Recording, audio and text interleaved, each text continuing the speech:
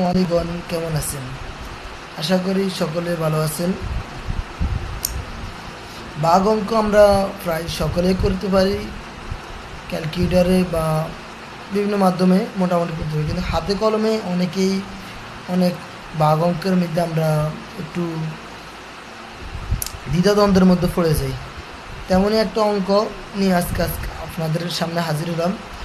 অঙ্কটি হলো এমন: 7 দিয়ে 73কে ভাগ করতে হবে। 7 দিয়ে 73কে ভাগ করতে হবে। এখানে ভাজক হলো 7 আর 73 হলো বাহ্য। সুতরাং আমরা ভাজক দিয়ে বাহ্যকে ভাগ করব। কীভাবে করব একটু আমরা সকলে একটু খেয়াল করি। প্রথমে দেখেন, এই 7 দিয়ে 7-এর মধ্যে কয়বার যায়।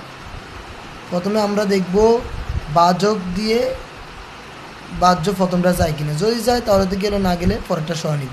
এখন যেহেতু যাচ্ছে, কবে যাচ্ছে? 7 একে 7, একবার যাচ্ছে। সুতরাং 7 একে 7 আমরা দিয়ে দিলাম 7। 7 থেকে 7 যদি বিয়োগ দিই তাহলে 0। তার আমাদের উপরে আর আছে কত? 3। 3টা আমরা যদি নিচে নামাই তাহলে দেখেন, এখন কিন্তু 7 দিয়ে 3কে ভাগ করা যায় না। 7 দিয়ে 3কে ভাগ করা যায় না। এখন আমরা করব কি? এখন যদি আমরা 3কে ভাগশেষ ধরি তাও হয় না, কারণ ভাগশেষ হতে হলে একটা শর্ত আছে। শর্তটা হলো এমন: যদি কোনো সংখ্যা ভাগ শেষ হতে হয় তাহলে অবশ্যই তাকে বিয়োগ হয়ে আসতে হবে। তাকে বিয়োগ হয়ে আসলে তখন সে ভাগশেষ হবে। যেহেতু এই 3টা সোজা এখানে নেমে গেছে, এটা কিন্তু বিয়োগের মাধ্যমে আসে না। সুতরাং এইটা ভাগশেষ হওয়ার শর্ত অনুযায়ী ভাগশেষ হতে পারবে না। এখন আমরা কি করব? এটা 7 দিয়ে ভাগ করা যাচ্ছে না, এমনকি ভাগশেষও হচ্ছে না। এখন আমরা যখন কোনো সংখ্যা ভাগ না যায়, কোনো কিছু দিয়ে যখন ভাগ যাচ্ছে না, তখন আমরা কি দিয়ে ভাগ দিব? 0 দিয়ে ভাগ দেব। কোনো কিছু দিয়ে ভাগ না গেলে আমরা কি করব? 0 দিয়ে ভাগ দেব। যেহেতু 7 দিয়ে 3কে ভাগ করা যাচ্ছে না, তখন 0 দিয়ে দিচ্ছি। 7 0 7 0 0 7 0 0 7 0 0। সুতরাং আমরা 0 দিয়ে ভাগ করব। এবার দেখেন, 3 থেকে 0 বিয়োগ গেলে আর কত? 3। এখন কিন্তু এই 3টা কী হয়ে আসছে? বিয়োগ হয়ে আসছে। 3 থেকে 0 বিয়োগ দিছি, তারপর আমাদের আছে কত? 3 আছে। এখন কিন্তু এটা ভাগশেষ হতে পারবে। সুতরাং আমাদের অঙ্ক এভাবে। এখন দেখেন, ভাগফল হলো আমাদের কত? ভাগফল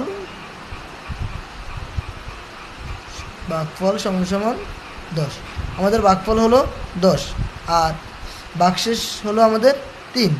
ভাগশেষ আমাদের কত? 3। সুতরাং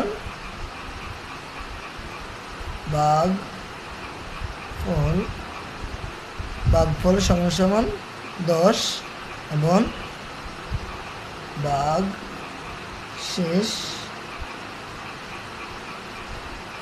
সমান সমান আমাদের 3। আশা করি সকলে বুঝতে পারছেন এই অঙ্কগুলো কীভাবে করব।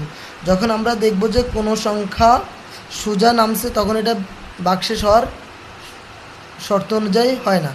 সুতরাং কোনো কিছু দিয়ে যখন দেখব যে ভাগ যাচ্ছে না, তখন আমরা কি করব? 0 দিয়ে ভাগ দিব। তাহলে দেখবেন অঙ্কটা মিলে যাবে। আশা করি ভিডিওটা আপনাদের উপকারে আসবে। ইনশাআল্লাহ। আমার